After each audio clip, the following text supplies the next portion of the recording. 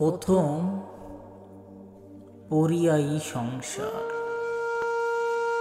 লিখেছেন খন্দকার রাকিবুল হক। আমার মায়ের সারা জীবনের সংসার এক ট্রাকেই হেঁটে যায়।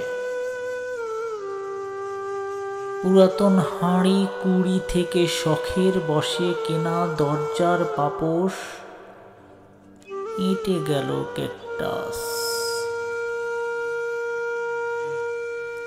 মেম পুতুলের আদল, সকল দলিল দস্তাবেজ, সন্তানের জন্য দরদে মেশানো পুরানো শাড়ি কাঁথা, আরো কত ছাই পাশ।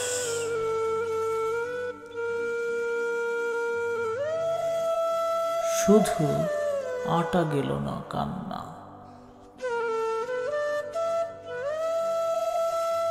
সন্তানকে একা রেখে যাবার আহ্লাদি দুঃখ।